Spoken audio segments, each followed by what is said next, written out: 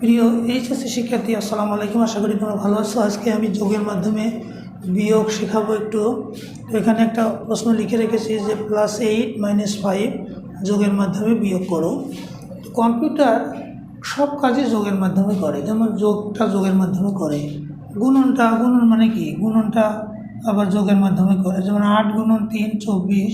Computer করে কি 8টাকে 3বার যোগ করে, 3বার যোগ করলে 24 হয়ে যায়। বিয়োগ মানে কি, ভাগ মানে কি, ভাগ মানে বারবার বিয়োগ করা। বিয়োগটাও যোগ দিয়ে করে, দুইয়ের পরিপূরক পদ্ধতিতে।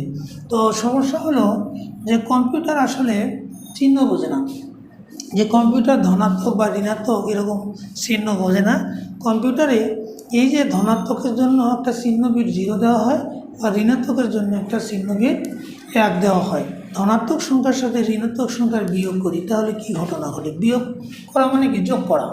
এটা আসলে কীরকম বিষয়টা এইরকম, +8 + -5, ঘটনাটা আসলে কীরকম। তো যোগের মাধ্যমে বিয়োগ। তো এইখানে আমরা জানি যে যোগ কত প্রকার হয়। পজিটিভ সংখ্যার সাথে পজিটিভ সংখ্যার যোগ, 2 নম্বর পজিটিভ সংখ্যার সাথে নেগেটিভ সংখ্যার যোগ, 3 নম্বর নেগেটিভ সংখ্যার সাথে পজিটিভ সংখ্যার যোগ, আর 4 নম্বর হলো নেগেটিভ সংখ্যার সাথে নেগেটিভ সংখ্যার যোগ। আমরা উদাহরণ দিলে বিস্তার বুঝতে পারি। এখানে যেমন আমরা দেখি যে 8 + 5, এটা পজিটিভ যোগ, এর যোগফল কিন্তু হবে হলো পজিটিভ হয়ে যাবে। আবার এইখানে পজিটিভের সাথে নেগেটিভ 8 + -5, এরকম এখানে যোগফল কিন্তু পজিটিভ হয়ে যাবে।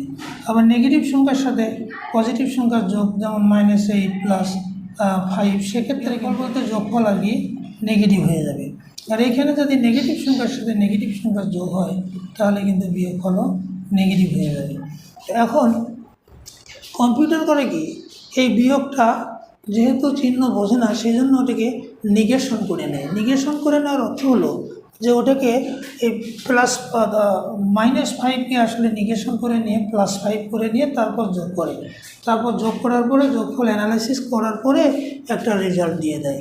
তো এইখানে হয় কি, যে এই ঋণাত্মক সংখ্যাটা 2-এর পরিপূরক নেয়। ধনাত্মক সংখ্যার সাথে ধনাত্মক সংখ্যার যোগের ক্ষেত্রে কম্পিউটার উভয় ধনাত্মক সংখ্যার বাইনারি মান বের করে যোগ করে, কিন্তু ধনাত্মক সংখ্যার সাথে ঋণাত্মক সংখ্যার যোগের ক্ষেত্রে ধনাত্মক সংখ্যার বাইনারি মানের সাথে ঋণাত্মক সংখ্যার 2-এর পরিপূরক যোগ করে। তাহলে 2-এর পরিপূরকটা আসলে কি?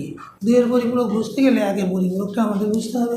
1-এর পরিপূরক হলো, অর্থাৎ 1-এর পরিপূরক 0, আবার 0-এর পরিপূরক 1, কারণ বাইনারি মান দুটো, একটা 0 আর একটা 1, এই দুটো মিলে 1 বিট। তাহলে 0-এর পরিপূরক 1 আর 1-এর পরিপূরক 0। যেমন আমরা যদি বলি যে 8 বিট রেজিস্টারে এই যে সংখ্যাটা, এইটার 1-এর পরিপূরক কী হবে? বিটগুলোকে উল্টিয়ে দেবো, 0-এর জায়গাতে 1, 0-এর জায়গাতে 1, 1-এর জায়গায় 0, 1-এর জায়গায় 0 দিলে এইটার 1-এর পরিপূরক হবে এইটার। এখন 2-এর পরিপূরক হলো কোনো বাইনারি সংখ্যার 1-এর পরিপূরকের সাথে যদি 1 যোগ করি, আমরা এটার সাথে 1 যোগ করলে 1 0 0 0 1 1 1 1, তাহলে এই সংখ্যাটা হলো, এই যে 1 যোগ করার পরে এইটা ওই পূর্বের সংখ্যাটার, এটা হলো 2-এর পরিপূরক। তার মানে 1-এর পরিপূরকের সাথে 1 যোগ করলে 2-এর পরিপূরক হয়। তাহলে আমরা যে কথাটা বললাম সেই কথায় এসে যাই, সেটা হলো আগে এই ধনাত্মক সংখ্যাটার বাইনারি মানের সাথে ওই ঋণাত্মক সংখ্যাটার 2-এর পরিপূরক যোগ করে। তাহলে ঋণাত্মক সংখ্যাটার বাইনারি আগে বের করে নিই আমরা। -5-এর বাইনারি কত? এর বাইনারি হলো 1 0 1। এখন এই বাইনারি মান বের করতে গেলে আমাদের কিন্তু, আমরা বললাম যে চিহ্ন বিট দেয় কম্পিউটার। চিহ্ন বিট কোথায় দেয়? চিহ্ন বিট দেয় রেজিস্টারে। তাহলে আমরা জানি রেজিস্টার হলো মেমোরির একক। 8 বিট রেজিস্টারটা কেমন হয়? 8 বিট রেজিস্টার, যে রেজিস্টার 8 বিট ধারণ করতে পারে, 8টা বিট, সেটা 8 বিট রেজিস্টার। আমরা এরকম করে 8টা বিট দিয়ে দিই। 8টা বিট দিলে এই বাম পাশের বিটটা হলো চিহ্ন বিট, এটা চিহ্ন বিট। আর এই 7টা বিট হলো এগুলোকে বলা হয় ডেটা বিট। চিহ্ন বিট যদি 0 হয় তাহলে সংখ্যা হয় ধনাত্মক, আর চিহ্ন বিট যদি 1 হয় তাহলে সংখ্যা হয় ঋণাত্মক। তার মানে এই যে যোগের মাধ্যমে বিয়োগটা আমরা রেজিস্টারে করব, রেজিস্টার হতে পারে 4 বিট, 8 বিট, 16 বিট, 32 বিট, এরকম করে রেজিস্টার হয়। তাহলে 8 বিট রেজিস্টার যোগ করতে গেলে যেহেতু সর্ববামের বিটকে চিহ্ন বিট হিসেবে ব্যবহার হয়, সেই জন্য আমরা 8 বিট রেজিস্টার নিব। -5-এর বাইনারি 101। এখন একে 8 বিটে রূপান্তর করব। এই যে 5টা শূন্য দেব, বাম পাশে 5টা শূন্য দিলে 5 আর 3 8 বিট হয়ে গেল। তাহলে 8 বিট রেজিস্টারে এটা কিন্তু এই 8 বিট রেজিস্টারে তাহলে এটা হলো বাইনারি। এখন এর একের পরিপূরক কত, এগুলো বিটগুলোকে আমরা উল্টিয়ে দিই 0 1 0, এটা হলো উহার একের পরিপূরক, এটা হয়ে গেল। এখন এর সাথে যদি আমরা 1 যোগ করি তাহলে এটা 2 এর পরিপূরক হয়ে যায়। 0 আর 1 যোগ করলে 1 হয়, হাতে নাই, তাহলে ওই 1 নামে 0 আর 5টা 1 নামে 1 2 3 4 5টা 1 হয়ে যায়। তাহলে এইটা কার 2 এর পরিপূরক, এটা হলো 5-এর 2 এর পরিপূরক। এখন এই 2 এর পরিপূরকের সাথে আমরা কি করব, এই ধনাত্মক সংখ্যাটার বাইনারি মান যোগ করব। তাহলে ধনাত্মক সংখ্যাটার বাইনারি কত, +8 এর বাইনারি কত হবে, 8-এর বাইনারি 1 2 4 8। আমরা জানি যে 8-এর বাইনারি 1 2 4 8 1 0 0 0।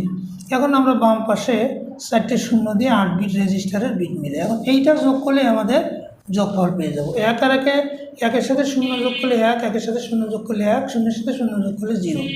তাহলে 1 আর 1-এ 2 হয়, 2 মানে 1 0 নামে 0 ক্যারি 1, আবার ওই ক্যারি 1 আর 1-এ 2 হয়, 2 মানে 1 0 নামে 0 ক্যারি 1, আবার ওই ক্যারি 1 আর 1-এ 2 হয়, 2 মানে 1 0 নামে 0 ক্যারি 1, আবার ওই ক্যারি 1 আর 1-এ 2 হয়, 2 মানে 1 0 নামে 0 ক্যারি 1 আর 1-এ, অর্থাৎ হাতে থাকে যে 1 আছে ওই 1 আর 1-এ 2, 2 মানে 1 0 নামে 0 ক্যারি 1।